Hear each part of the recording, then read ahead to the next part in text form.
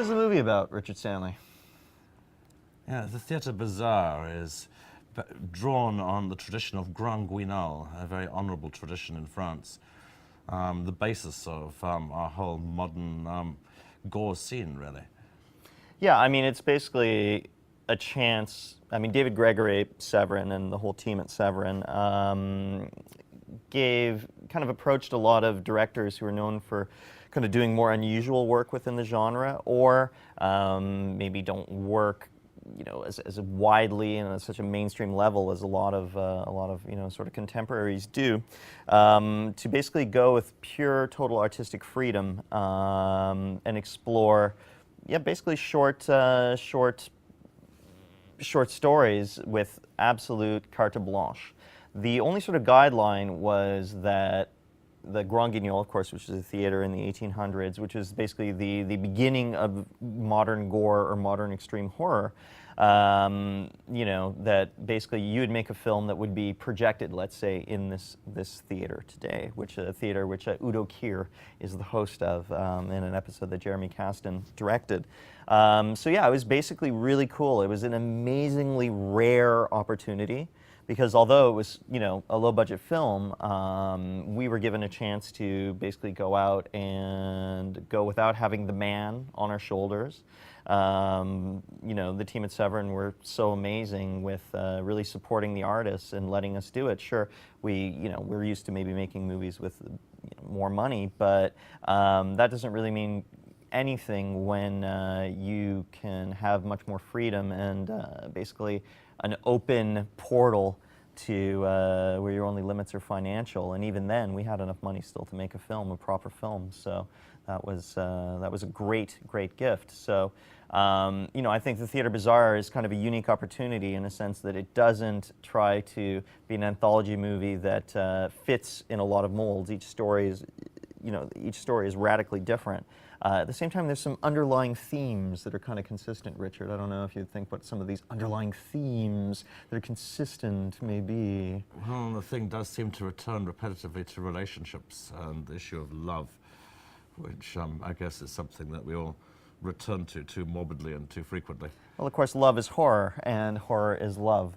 And, you know, that's a big part of this film, I think. And I think every story is, in a weird way, a kind of love story. A love story, I'd say, yeah. Yeah. Always liked anthology horror movies, and I was editing a featurette on a movie called Aria, which was an art house anthology movie. And while I was doing it, I thought this would actually be a much better movie if it was horror filmmakers making horror films. And I thought a good overriding theme would be to set it in a Grand Guignol theatre, and in particular, if the Grand Guignol theatre was a movie theatre, then I could ask different directors if they would make a movie that could show in this theatre.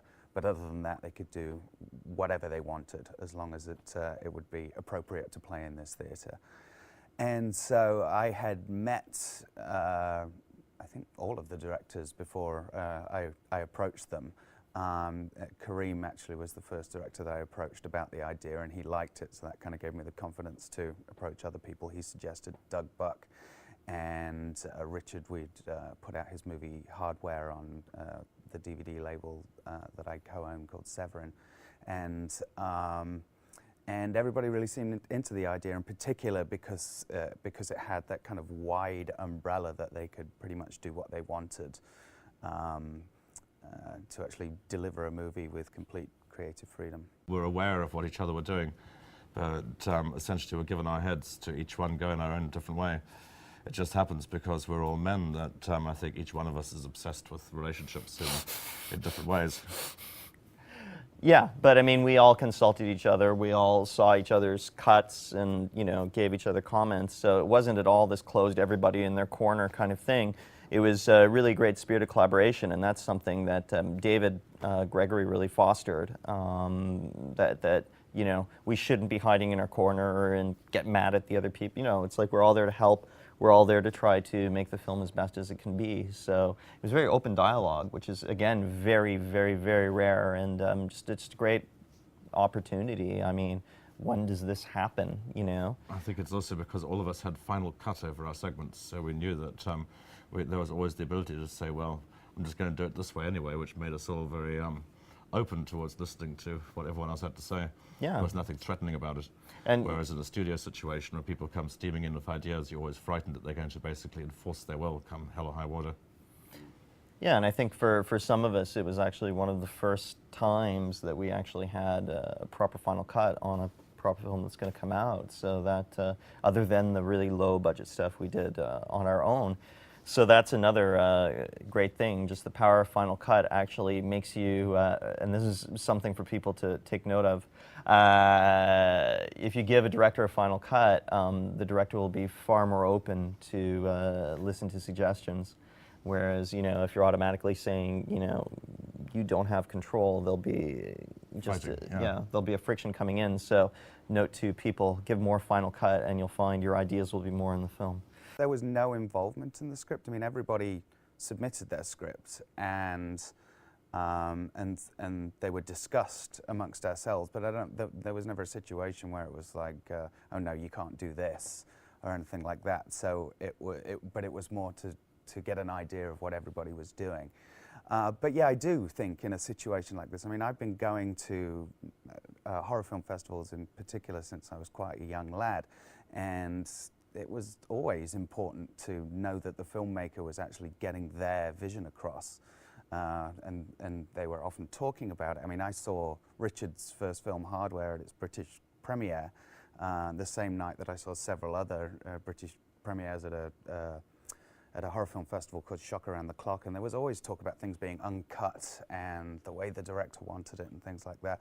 So I think if you're going to get challenging filmmakers involved in a project like this, you absolutely need to give them creative freedom. What is the point in getting a bunch of people who have, you know, very unique and very specific visions and then telling them they have to do it a certain way? So it made complete sense to just say, okay, go ahead and come back. And of course, all the people that we got involved are people that I admired and liked their work. So, you know, it was very exciting to know that they would come back with something, you know, that was purely them. Theatre Bazaar has its world premiere. It's Gala world premiere. Gala world premiere on Saturday, July 16th, which is technically tomorrow at 9:20 9:20 p.m. At yeah. night, in the dark, in the night, at the Hall Theatre, Concordia.